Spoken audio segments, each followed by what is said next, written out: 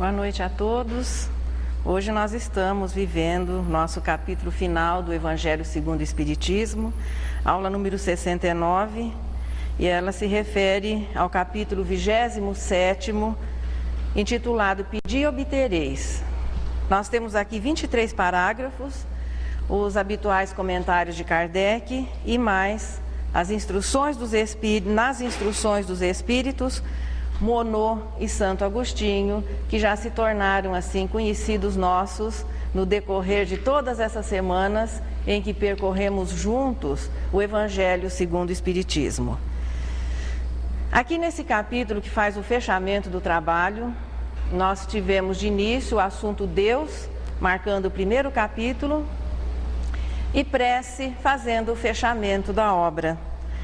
Aqui nós vamos encontrar, e agora mais experientes pelo conhecimento adquirido, com maior facilidade de compreender o sentido real do que é a prece, aqui nós vamos encontrar tudo o que é importante saber sobre um assunto que eu tenho certeza é muito importante para todos nós, que é a prece.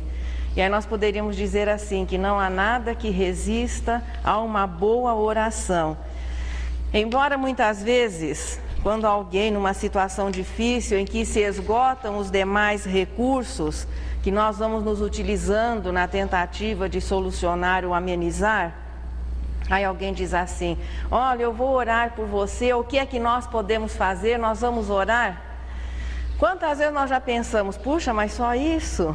Como se isso não fosse o mais importante diante de qualquer situação difícil, diante de qualquer problema, ou nos momentos de alegria, por que não? Nós só consideramos a oportunidade da prece quando a situação se torna difícil. Deve ser por isso que naquela listinha de nós podemos orar para pedir, agradecer e para louvar, acreditamos que a maioria das preces ainda sejam mensagens de pedido. Agradecimento é situação de gratidão, e ainda a gratidão não é um sentimento muito popular entre os espíritos imperfeitos. Louvar Deus não é no sentido de elogiá-lo, mas no sentido assim de estabelecer uma comunicação saudável, sem o pedido e não se considerando o agradecimento. Quando nós temos amigos e nos encontramos com eles, nem sempre nós vamos fazer um pedido ou agradecer alguma coisa. Nós gostamos de conversar com os nossos amigos, de estar junto, perto das pessoas a quem amamos. O louvar seria, assim, essa necessidade de sentir-se perto de Deus, sem que seja estabelecida uma situação anterior de pedido ou um agradecimento. É aquela vontade de estar perto, de sentir-se junto. A prece, portanto, vai nos oferecer essas três oportunidades: pedido, agradecimento ou louvor. Os espíritos têm se esforçado muito para que, através de toda a instrução que nos tem sido oferecida, nós possamos compreender melhor e naturalmente, a partir de uma melhor compreensão, confiar mais em Deus. Nós dizemos que confiamos. Isso faz parte, veja, das tradições religiosas. Nós dizemos que essa confiança existe, mas, em verdade, em muitas situações, nós nos sentimos distanciados de Deus. Não que Deus se distancie das suas criaturas. A instrução, portanto, que nos permite compreendê-lo melhor, que vai favorecendo o nosso desenvolvimento intelectual e principalmente o nosso desenvolvimento moral, vem reforçar aquele sentimento inato, que é o sentimento de adoração, que é o reconhecimento pela criatura da existência do Criador, e a partir daí, existindo uma maior compreensão, maior confiança vai se estabelecendo. Inicialmente, este sentimento nos leva a sentir e depois compreender que Deus existe, e Deus se manifesta ao homem, Deus se manifesta às suas criaturas através da providência divina. Sente-se os cuidados, sente-se o carinho, com que tudo é envolvido na natureza, exatamente pela perfeição que existe em todos os detalhes da natureza, no universo infinito que nós estamos começando a descobrir, veja, nas distâncias, a formação dos planetas, das galáxias, e até agora, a partir do momento que a intimidade do átomo foi desvendada, iniciando-se a partir dali também, descobrindo-se um novo universo. Sente-se nas duas situações a profunda lógica e a perfeição que existe em tudo, identificando a inteligência superior que criou e que coordena. E essa providência se faz sentir agora nas coisas mais perto de nós. Na lei de atração que organiza os minerais, em todos os detalhes dos corpinhos de cada espécie do reino vegetal, do reino animal, tudo aquilo que o ser humano necessita para que ele possa viver, para que ele possa reproduzir-se, cumprir o seu papel na natureza, nós temos encontrado aqui no nosso planeta. Deus, portanto, se manifesta através de todos esses cuidados a que nós damos o nome de providência divina. Chega um momento em que nós passamos a considerar a existência de Deus e buscá-lo em pensamento. Aí sim é que fica caracterizada a prece. Se a providência é a manifestação de Deus às suas criaturas, a prece é o momento em que a cada criatura reconhece a existência de Deus, começa a reconhecer essa solicitude, esse carinho que Ele tem para conosco, e é o momento que nós passamos a buscá-lo. Quando, pela primeira vez, chega um momento na existência do espírito que ele busca Deus em pensamento. Quando isso acontece pela primeira vez, é o momento em que Deus sente que aquele filho já o compreende. Em pensamento, portanto, é a maneira como a prece é o nosso veículo de nos ligar a Deus. E só se torna possível, veja, quando o Espírito procura estabelecer essa comunicação. A prece é um ato íntimo, a prece é um ato do Espírito buscando o Pai. O dicionário, se nós formos procurar, eles definem a prece da seguinte maneira: súplica religiosa, oração. A doutrina espírita já define a prece como uma invocação. Não é apenas uma súplica. A súplica já tem aquela característica de pedido. A prece, portanto, é uma invocação através do pensamento a quem essa prece seja dirigida. Nós podemos compreender que todas as preces vão para Deus, todas elas remontam a Deus, ainda que nós pelo hábito que temos, nos dirijamos aos espíritos, aos santos, aos seres que mereçam a devoção das pessoas, mas se nós dirigimos a nossa prece aos espíritos, tenhamos a certeza que é com a permissão divina que eles vão atuar. Se nós dirigimos a nossa prece a Deus, o atendimento vai se fazer através da ação dos espíritos, que são os intermediários de Deus, não no sentido que nós necessitemos de intermediários para dirigir o nosso pensamento a Deus. O atendimento se faz através de todo esse trabalho que nós vimos lá no Livro dos Espíritos, nas missões e ocupações dos espíritos. Aqueles que vão se elevando moralmente, atingindo cada vez mais as escalas superiores naquela hierarquia que se divide em espírito imperfeito, bons espíritos e os puros. Quanto mais elevados, maior facilidade de compreender as nossas necessidades, maior facilidade de compreender os desígnios divinos, portanto, e atuar nessa escala de atendimentos. Existe um mecanismo perfeito de emissão e de recepção, através do quê? Através do fluido universal. Os espíritos definem o fluido universal como sendo aquele elemento em que tudo está mergulhado ou impregnado no universo. Ele é o elemento condutor das ondas mentais, das ondas eletromagnéticas que caracterizam o pensamento. Da mesma maneira que o som precisa do ar para que ele possa propagar-se, as ondas eletromagnéticas do pensamento se propagam através do fluido universal, estabelecendo-se, portanto, uma corrente fluídica proporcional à força da emissão e à natureza desta emissão. Dizendo assim, aquele caráter lírico e místico da prece parece que ficou reduzido a um ato mecânico. Então, são ondas eletromagnéticas que se propagam num elemento favorável e que vão obter uma resposta a partir do momento que a força dessa emissão consiga vencer essas barreiras e a emissão se concretize. Mas a prece é exatamente isso. É quando a criatura consegue emitir o seu pensamento de modo que as suas emissões possam sensibilizar este fluido e ressoar pelo universo, buscando o quê? Este atendimento, buscando uma correspondência. Essa força é a vontade e a natureza é a qualidade moral. É isso que vai determinar uma potência maior ou menor na emissão do pensamento, que é a prece.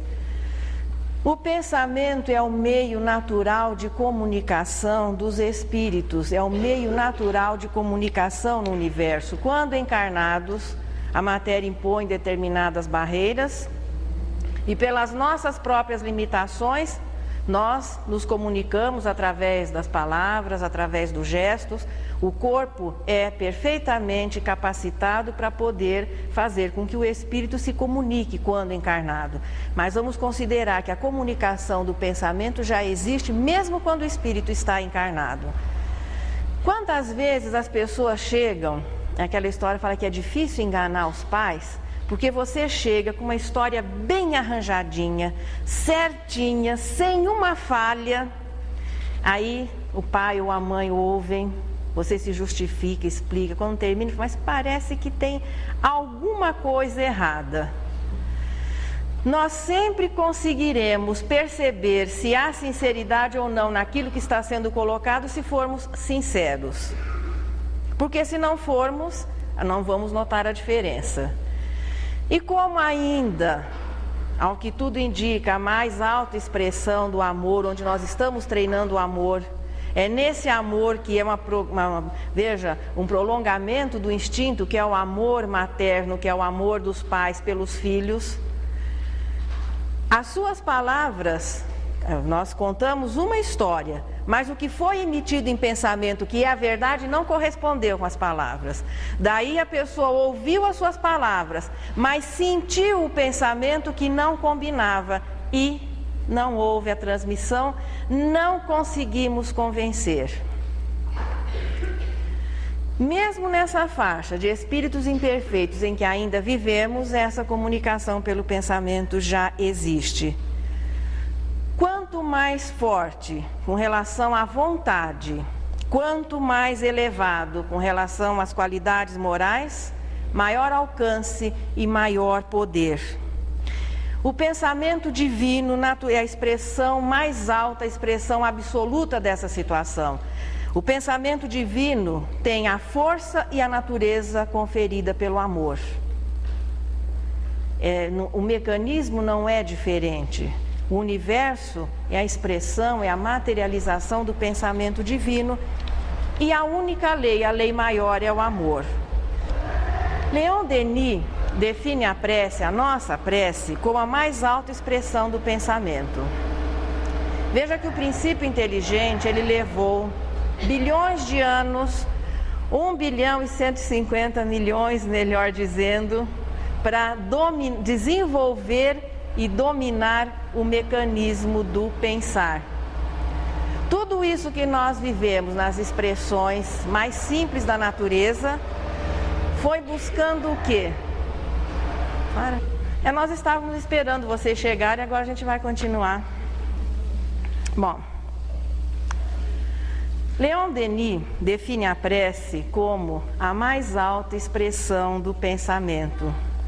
O princípio inteligente viveu As experiências assim relativas a 1 bilhão e 150 milhões de anos para desenvolver e dominar o mecanismo do pensar. Quando ele consegue dominar esse mecanismo, ele inicia as jornadas, as experiências que caracterizam a humanização, vivendo agora o raciocínio. A partir daí, o que é que nós aprendemos nessa faixa da humanização angelitude? Pensar corretamente, utilizar-se corretamente desse mecanismo que foi desenvolvido nesse passado nos reinos mais simples. O pensamento melhor, a mais alta expressão, ou seja, o pensamento melhor que nós conseguimos emitir é exatamente o pensamento transformado em prece. É quando nós conseguimos pensar melhor.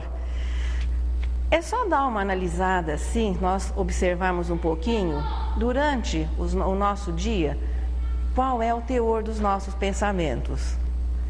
Quanto nós pensamos de uma maneira saudável e quanto nós pensamos de uma maneira que não deveríamos ter sobrecarregado os nossos neurônios com aquele tipo de pensamento. Portanto, a prece é a mais alta expressão. É a maneira como o Espírito consegue pensar melhor. Esse capítulo nos traz o que é a prece, o seu valor, quando e como orar, a ação e o valor da prece. E Jesus faz uma afirmação aqui no parágrafo número 5, muito interessante e muito confortadora. Seja o que for que peçais na prece, crede que o obtereis, e concedido vos será o que pedirdes. É Marcos que registrou esse pensamento, essa frase de Jesus. Como cidadãos terrestres, veja, quando eu digo cidadão terrestre é o homem ainda limitado ao conhecimento, à realidade aqui do planeta Terra. Quando nós nos referimos a cidadão do universo, é aquele que, primeira característica, sabe-se imortal. Sabe que Deus existe e que Ele é um espírito imortal. Porque a partir daí, os valores não são apenas os limitados ou a uma reencarnação ou aquilo que a Terra possa nos oferecer. Então é alguém que tem os pés ainda presos a um planeta de expiação e provas, mas já consegue enxergar um pouquinho além. É aquele que já consegue enxergar a linha do horizonte. O cidadão terrestre, de início, muito preocupado com as manifestações exteriores do que com o conteúdo interior da prece, já que a religião se organiza em primeiro lugar, direcionada por este sentimento que faz parte da natureza, que é o nosso sentimento de adoração e que vai se manifestando nos cultos e nas religiões de todas as épocas. Mas inicialmente nós nos preocupamos, e evidentemente se identificando a nossa fase de evolução, nós nos preocupamos em demonstrar que estávamos conversando com Deus, que estávamos nos dirigindo a Ele, que o respeitávamos ou que o temíamos, e isso já aplica-se também àquela fase do politeísmo. Então era a nossa maneira de poder fazer com que, imaginando que Deus necessitasse dessas demonstrações, como nós necessitávamos dessas demonstrações para compreender ou entender as pessoas. Daí, os cultos eram todos eles baseados no quê? Nas fórmulas, nos rituais, nas roupas especiais, no barulho, chegamos às oferendas. A prece, portanto, era um ato exterior. Este foi o início. Seguiu-se depois a ideia de que seria importante nós repetirmos seguidamente uma fórmula específica que identificasse aquela nossa necessidade de conversar com Deus ou dos nossos pedidos. Um ato mecânico de repetição passa a caracterizar a prece. Já não exatamente tantas demonstrações exteriores, mas aquela ideia de que repetindo uma fórmula seguidamente nós estaríamos conseguindo estabelecer uma comunicação com Deus. Em muitas situações, até as palavras que eram proferidas não eram compreendidas por quem as proferia, porque muitas preces eram feitas e ainda são feitas em língua estranha àquele que ora, Portanto, acreditamos sendo muito difícil que isso possa favorecer o estabelecimento de uma comunicação, mas é todo o processo gradual do desenvolvimento mental. Precisávamos de demonstrações exteriores para nos sentirmos buscando os seres superiores, repetindo uma fórmula sequentemente que impedisse outros pensamentos de atrapalharem aquele momento. Até que vamos chegando à prece como expressão do pensamento mesmo. Embora ainda hoje, muitas vezes, nos utilizemos do mecanismo da mentalização, ainda nos utilizamos de imagens criadas pelo nosso pensamento, procurando impedir o quê? Que pensamentos estranhos ou indesejáveis perturbem aquele momento que nós hoje já sabemos ser um ato íntimo, uma comunicação mental que identifica a humildade, reconhecimento da superioridade de Deus, que identifica a nossa necessidade de nos sentirmos próximos de Deus. O Espiritismo define a prece como uma invocação, ainda que transformada em palavras, sendo a mais alta expressão do nosso pensamento, que se expande pelo infinito através do quê? Do fluido universal, que tanto mais forte, mais potente, quanto mais pura for a sua emissão, quanto mais sincera for a sua emissão, estando ao alcance de todas as pessoas. Não há necessidade de que intermediários nos representem diante de Deus. Em primeiro lugar, porque Deus sente todas as suas criaturas. E antes de que nós consigamos perceber ou verbalizar uma necessidade, Deus já foi informado e já sabe da nossa necessidade. O importante da oração não é para dizer a Deus das nossas necessidades, mas é procurarmos modificar o teor dos nossos pensamentos, a consistência dos nossos fluidos, para nos colocarmos em condições de receber aquilo que está à nossa disposição em todos os momentos. Foi o que Jesus procurou despertar à humanidade naquela época e que chegou até nós através do trabalho dos evangelistas. O cristianismo vier estabelecer um novo conceito, um novo estilo de vida. Foi a ideia da vida espiritual que, a partir do momento que é compreendida, faz com que a pessoa comece a ter, uma noção diferente dos valores, comece a sentir-se inclinada a modificar o seu comportamento. É quando o homem terrestre vai deixando aquela sua primeira carteirinha de identidade e passe a substituí-la por aquela que vai ser, a que vai se manter para sempre, a sua identidade de cidadão do universo. Jesus também ensinou aos seus companheiros, à humanidade naquela época, como se deveria orar. Mas ninguém orava até então. Seja, era a prece, o que era considerado era aquela prece exterior, ligada ao culto, ligada a uma sequência de palavras, e não a prece como um ato íntimo, como um momento entre a criatura e o Criador.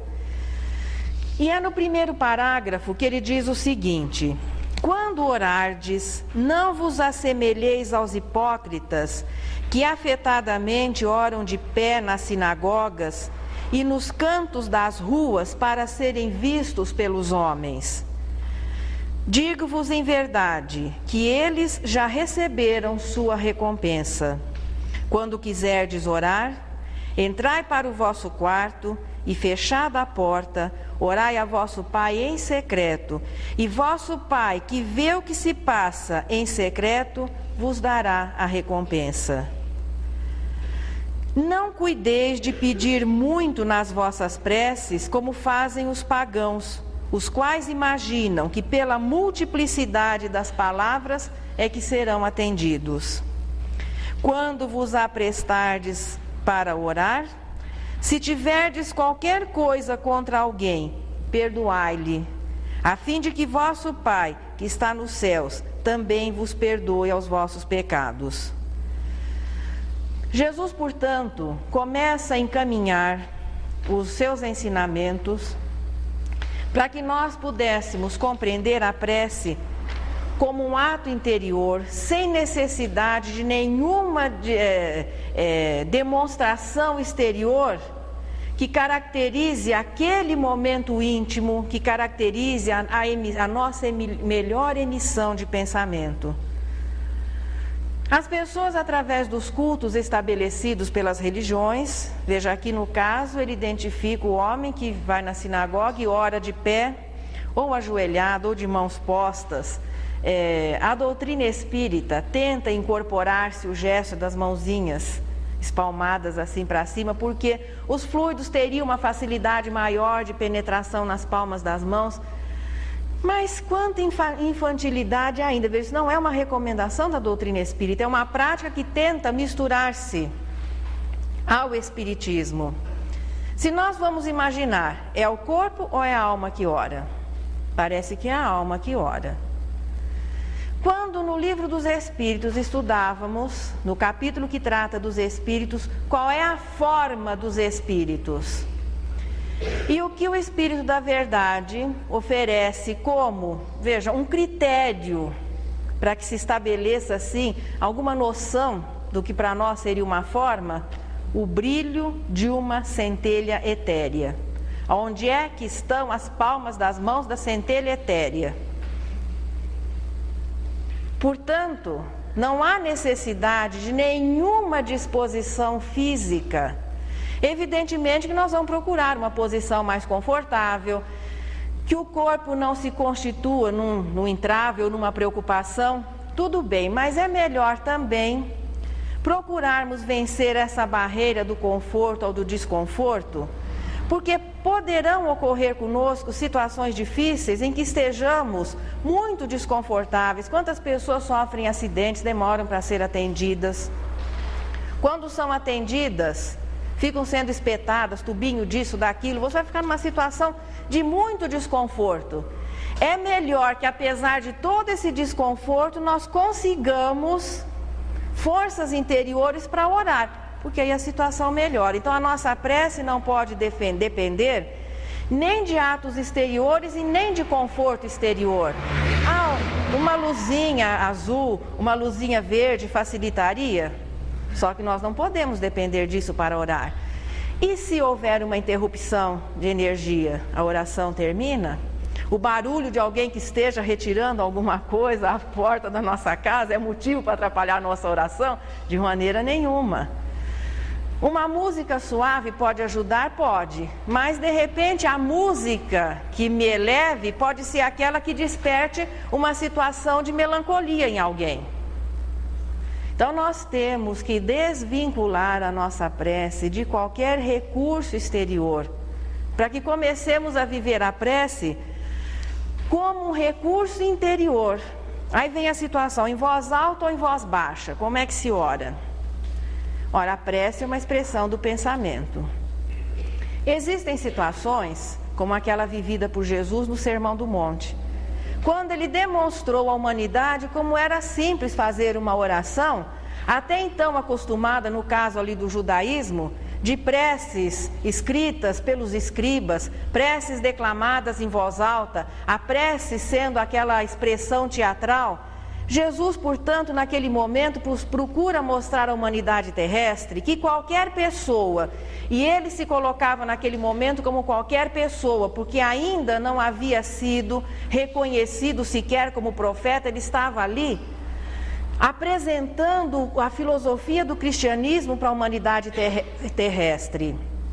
Era o filho do carpinteiro, o filho de José e Maria,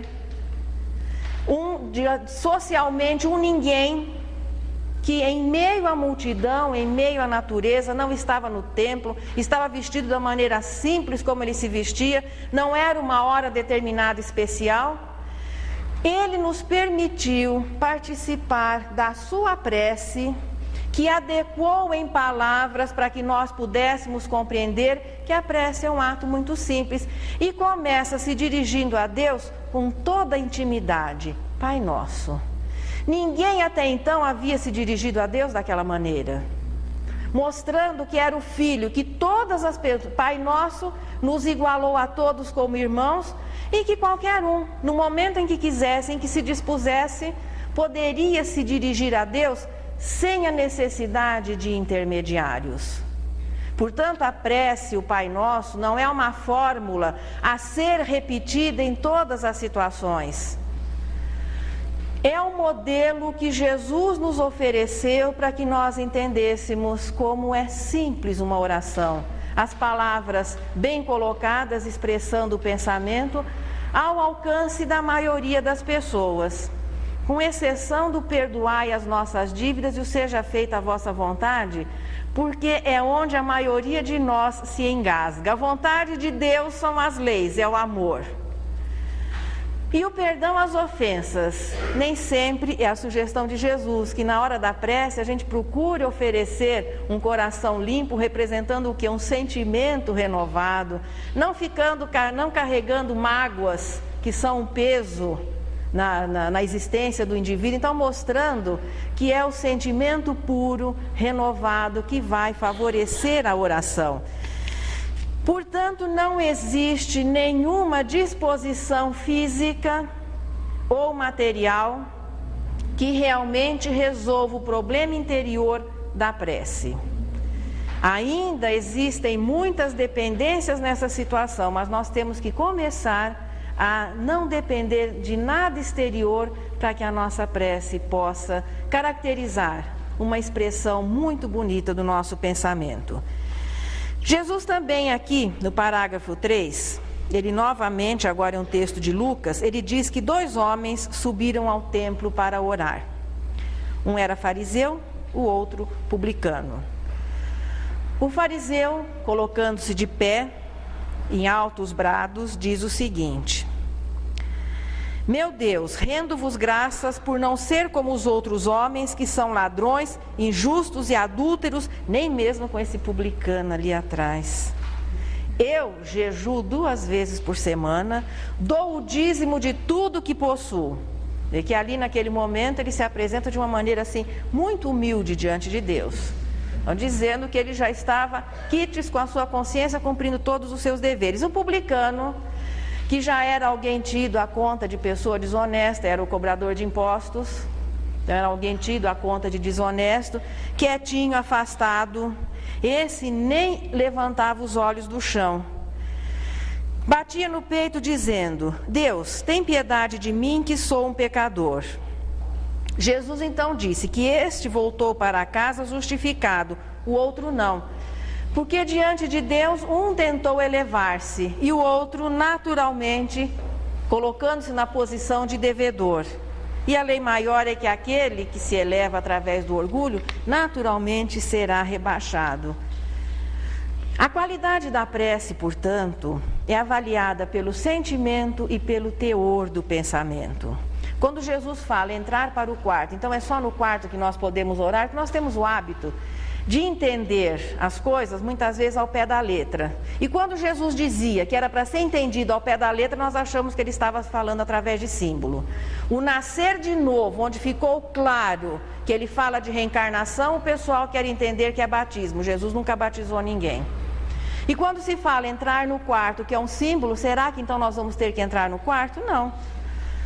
O quarto representa na casa a peça mais íntima. A visita geralmente fica na sala, na cozinha. Então você só levaria para ir para o seu quarto alguém que fosse muito íntimo à sua casa, à sua família ou de sua relação.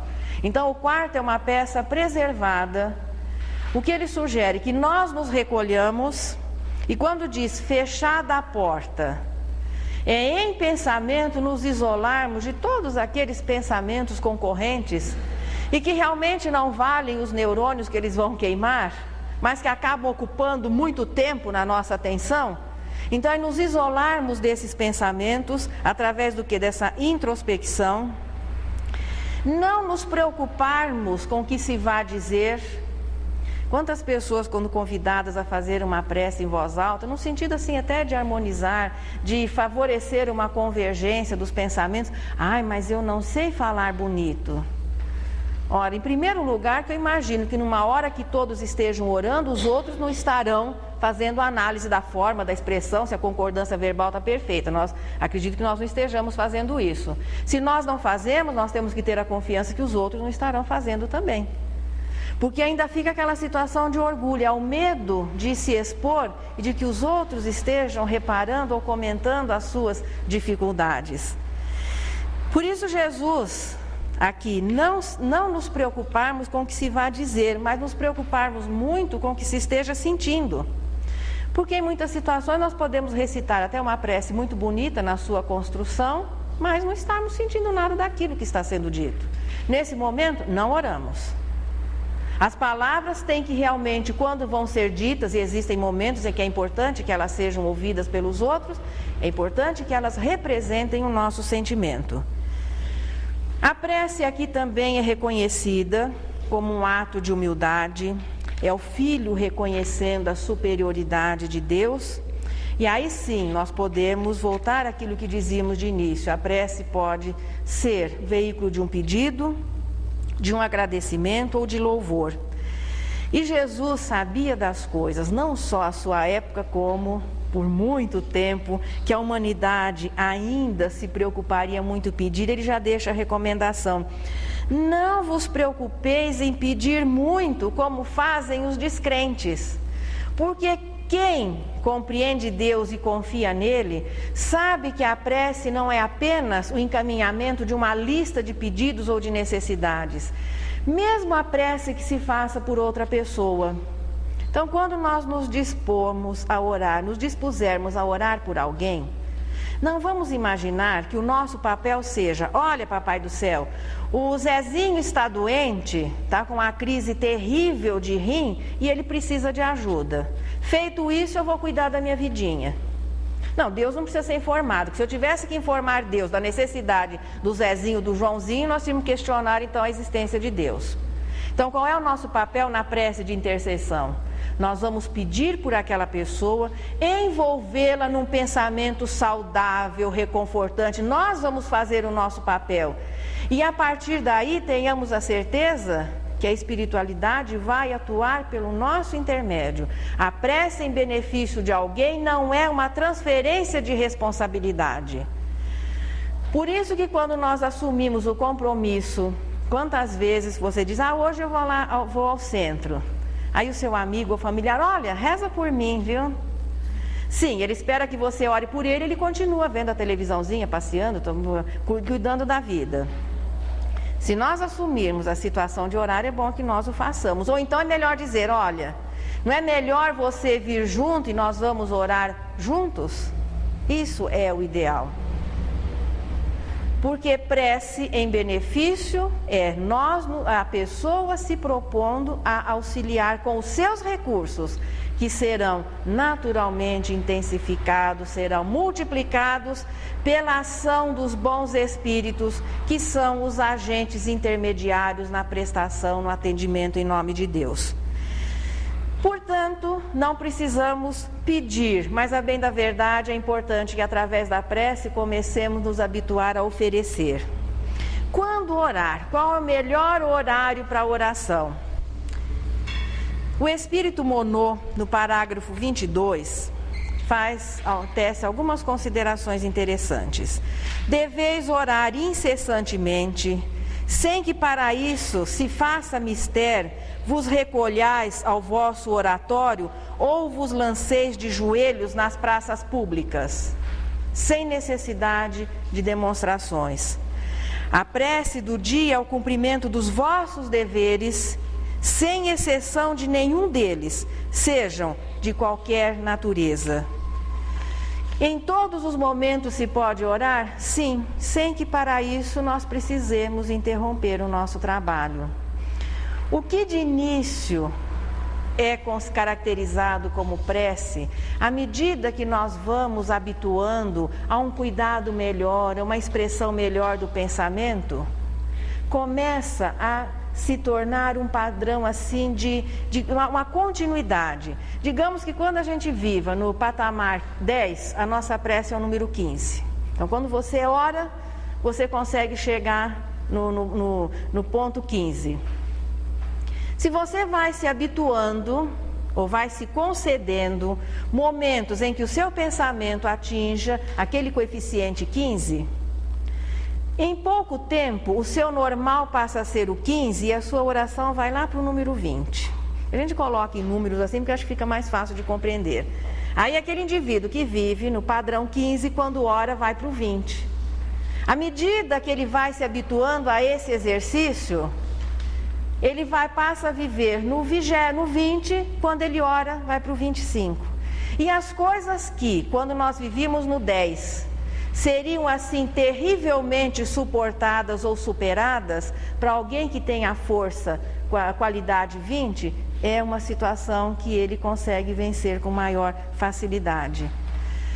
Também a prece necessita de treinamento. É por isso que muitas vezes nós nos sentimos desajustados, desconfortados, quando se vai fazer a prece, por exemplo, no momento em que se faz uma prece aqui, puxa, mas tudo quanto é pensamento inconveniente aparece na hora que eu vou orar. Naturalmente, nós não temos o hábito de parar um pouquinho, e quando você para, aquilo que ficou massacrado, seguro, naturalmente começa a se expandir.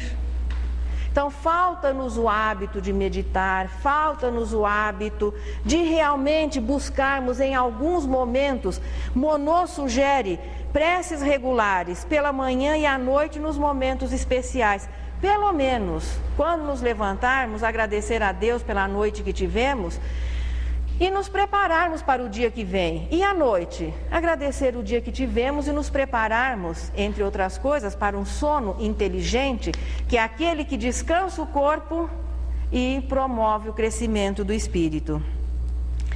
Eu sempre, em outras oportunidades, nós já contamos essa passagem de uma enquete que foi feita num canal de televisão, numa zona central ali de São Paulo, a zona bancária. Pessoas assim de cultura e classe média foram ouvidas. E o que a repórter perguntava era o seguinte: qual é a última coisa que você faz à noite antes de adormecer? Bom, vocês imaginam que deve ter saído das coisas mais interessantes às coisas inconvenientes. Mas de todos os que responderam, que lia, que fazia isso, que pensava no namorado, que tirava a meia, que tomava banho, uma porção de coisas foram colocadas, ninguém falou: olha, eu faço uma prece. Ninguém. Se fosse um hábito, pelo menos daqueles 15 ou 16 que deram a resposta, um teria que falar: olha, eu faço uma prece a Deus. Ninguém. Isso mostrando o quê? Que nós ainda não cultivamos esse hábito. E que na hora em que vamos querer, nos beneficiarmos da oração, não estamos preparados, não sabemos orar. Por isso é um treinamento, sim. E que quando nós vamos conseguindo alcançar aquele clima, veja, de expressão melhor do pensamento, o que nós recebemos em troco é a renovação das energias, é uma tranquilidade interior. Santo Agostinho, no final, ele define o seguinte: a alma se desprende da matéria e rola por esses mundos infinitos e etéreos que os pobres humanos desconhecem. A prece estaria nessa situação para a alma, como a água, o ar, a água e o alimento estão para o corpo como geradores de energia. Então, nós nos preocupamos em alimentar e cuidar do corpo. A prece é o alimento, é o fortalecimento do espírito. Qual é a ação e o valor da prece? Em primeiro lugar, já que espírito é imperfeito, nós somos muito interesseiros, e nós assim nos motivamos a fazer as coisas se trouxer algum lucro. Até nas coisas divinas nós damos um jeitinho de negociar com Deus. Sabendo disso, ele já dispôs de maneira tal que as coisas importantes, quando realizadas, resultam em benefício para aquele que faz. O primeiro a ser beneficiado quando vai orar por alguém é aquele que ora. Ele recebe antecipadamente, porque se a oração é a mais alta expressão do pensamento, e você se dispôs a orar por alguém, você já recebeu o benefício, mudou o teor dos seus pensamentos. A prece não pode ser encarada, contudo, como solução milagrosa ou sobrenatural para os problemas. Às vezes, até nas aulas que são transmitidas às crianças, Muitas vezes a prece não fica muito bem colocada. O menino ora, o cachorrinho sara. O menino ora, o papai que estava doente melhora. A criança ora e a dificuldade da família é resolvida. E quando não é? E quando você ora, o cachorrinho morre. E quando você ora, o papai continua desempregado ou desencarna, a mamãe continua doente, a situação continua a ser caótica. O que é que nós vamos... Então a prece não foi atendida?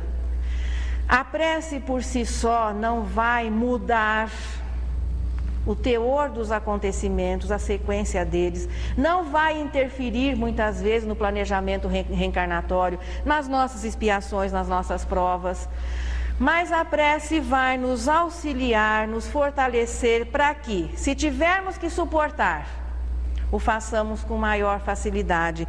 E se for o caso de uma solução, que nós enxerguemos a solução que estava debaixo das nossas vistas, mas que, dada a confusão mental que se estabelece nos momentos de crise, nas horas da dificuldade, não tem anjo guardião que consiga fazer com que o seu pensamento chegue até os nossos. É aquele emaranhado e não tem como. Se você para e ora, primeiro contato que se estabelece, o seu anjo pode começar a exercer algum tipo de influência, a conseguir fazer com que o seu pensamento seja percebido e a solução que estava pertinho passa, nós conseguimos enxergá-la. Portanto, a prece beneficia em primeiro lugar aquele que se dispõe a orar. Aí vem a historinha, por quem orar? Então eu sempre falando que a gente pode orar por esse, por aquele. Só à luz da doutrina espírita, a ideia de oração em benefício das pessoas se tornou lógica. Até então, orar pelos mortos. Bom, se está no inferno, não adianta orar que de lá não sai. Se está no céu, não precisa. Então as pessoas se sentiam desobrigadas de algum tipo de oração em benefício dos que partiram, a não ser quando a ideia do purgatório se acabou assim se popularizando. Os que estão no purgatório, depois de arrependidos, dependem da oração dos vivos para que eles possam ir para o céu. Confiando muito na oração dos vivos, é que o pessoal começava a pagar as preces antes, a fazer as doações antes, porque não estava confiando que os que ficavam iam orar por ele e daí ele fosse para o purgatório e de lá não saía. À luz da doutrina espírita, se o primeiro beneficiado pela oração somos nós mesmos, puxa vida, vamos procurar situações em que a gente possa orar. Podemos orar pelos encarnados, podemos orar pelos desencarnados. A oração pelo inimigo é muito importante, porque nós vamos deixando de ser inimigo daquela, ou de nos sentirmos inimigos daquela pessoa.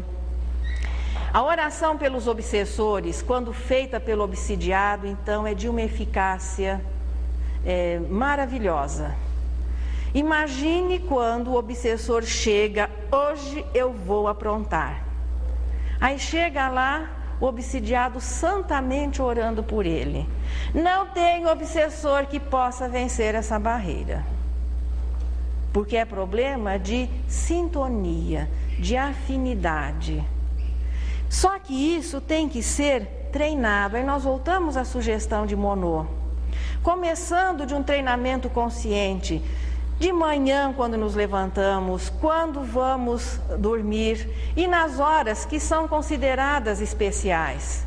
A prece não é só um recurso para a hora da dificuldade, é muito importante que na hora da alegria também nós consigamos, que muitas vezes a gente confunde alegria com um exagero, com realização de vícios e paixões. Não, que a gente consiga naquele momento um clima saudável e agradeçamos a Deus por aquele momento de alegria.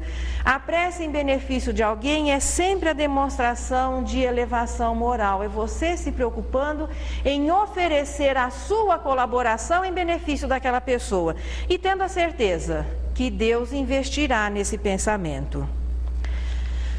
Quando nós nos sentirmos não atendidos nas nossas preces, é importante considerar que todo atendimento é na medida exata da aceitação de quem vai receber aquele benefício, para que ele possa se libertar.